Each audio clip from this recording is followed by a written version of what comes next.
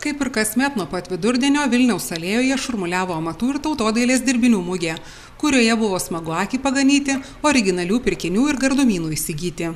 Pavakarę druskininkus sudrebino teatralizuota šventinė eisena, kurioje išradingai prisistatė įvairios įstaigos bei organizacijos. Eisenos dalyvius džiaugsmingai sveikino ir palaikė visoje Čiurlionio gatvėje stovėję žiūrovai. Vėliau šventinis šurmulys persikėlė į pramogų aikštę, kur surengtas iškilmingas renginio atidarymas. Aš manau, kad kiekvienas miestas, kiekviena savivaldybė, jinai turi apie save duoti, žinoti apie savo nuveiktus darbus, nekalbant apie kurortą, kuris tiesiog yra sukurtas tam, kad pas mus atvyktų žmonės, atvyktų ilsėtis, atvyktų poilsiauti, pramogauti ir taip toliau. Tai kuo daugiau žmonių, tuo kurortas turtingesnis. Teko lankytis kitų miestų sezono atidarymuose, tai iš tikrųjų Druskininkų atidarymas. Jis kitoks, jis labai gerai nuteikė, iš tikrųjų labai smagu, kad dar ir oras pasitaikė puikus. Manau, kad ne paskutinį kartą lankausi, iš tikrųjų tikrai miela praleisti laiką su tokia gausybė žmonių. Ką reiškia dalyvauti tokioj šventiniai kurorto eisenoj? Žinot, mes porą metų nedalyvavom su Druskeniu ir supratom, kad trečią kartą nedalyvauti, žinokit, visiškai fiziškai neįmanoma. Mes iš paskutinių pavargę. Po šiandien po 300 vaikų mes supratom, kad nedalyvauti, žinokit, mes 10 metų dalyvavom ir stovėti mes negalim. Mes turim eiti, mes turim būti, mes turim dalyvauti. Žinokit, vieni būna žiūrovai, kiti būna dalyviai. Supratau, kad mes esam dalyviai.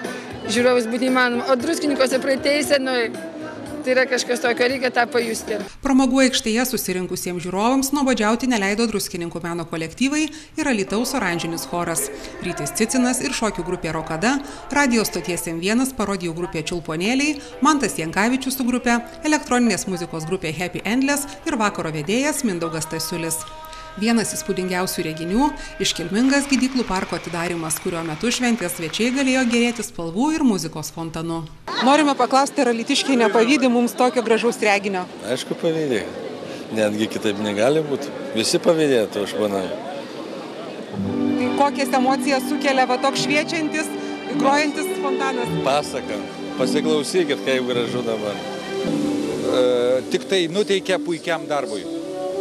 Ir tvarkingam, sąžiningam darbui.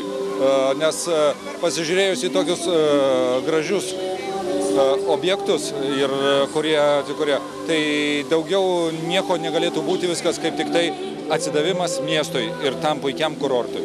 Ar tiesa, kad gėris gimdo gėrį ir grožis grožį? Tikrai taip.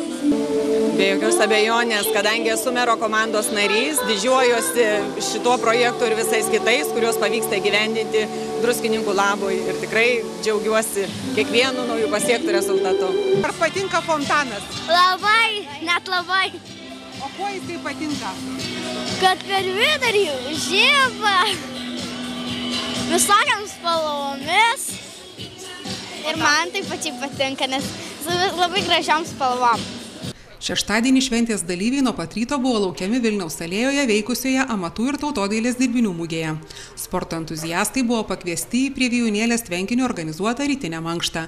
Vėliau galėjo stebėti universaliame sporto aikštyne surengtą tarptautinį žurnalistų futbolo turnyrą, kuriame dalyvavo komandos iš Škotijos, Lenkijos, Rusijos, Ukrainos, Baltarusijos, Latvijos, Moldovos, Austrijos, Vengrijos, Danijos ir Lietuvos. Sportinės aistros nuo 11 valandos ryto virė į Ryto gimnazijos sporto aikštynę. Prie Druskonio ežero nuobodžiauti neteko ir mažiesiems šventės dalyviams. Jiems skirta šokių fiesta su sportinių šokių kolektyvais Rock iš Druskininkų, Vėtrungė iš Alytaus ir Juventa iš Kauno. Na, o popietę žiūrovų dėmesį kaustė prie Druskonio ežero vykęs tarptautinis gatvės spektaklių festivalis Gatvės atostogos, kuriame save pristatė Jurbarko vaivorykštė, Mimikrija iš Rusijos Tiumenės miesto, teatras Reoni iš Italijos, Klounų teatro studija Dulidu ir Kojūkininkai, Joniškio teatras Žiburys, Socialinių mokslų kolegijos studentų teatro grupė, Kauno mažasis teatras ir Viduramžių pasiuntiniai. Tai yra 4. gatvės festivalis Druskininkuose. Ir susilaukėme šį kartą svečių netgi ir iš Italijos, Bolonijos miestelio profesionalaus teatro Reon, taip pat iš Rusijos Tiumenės, tai yra Sibiro sritis, taip pat ir rodys labai įspūdingą spektaklį prie Druskonio su iš dangaus nukritusiomis lėlėmis. O iš Lietuvos, iš kur atvyksta, iš kokių miestų?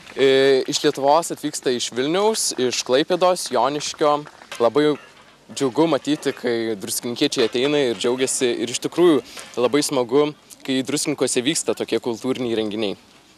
O kaip jaučiasi tie patys svečiai atvykę čia į Druskininkus? Ką jie mano apie mūsų miestelį? Gal jau spėjo apžiūrėti kažkokius lankytinus objektus? Taip, jie labai iš tikrųjų džiaugiasi Druskininkais. Jiems labai patiko kurorto atidarimas, pati eisena. Spėjo aplankyti berods visus parkelius ir iš tiesų labai džiugina gamta. Sakė, tokios gamtos niekur dar nematė.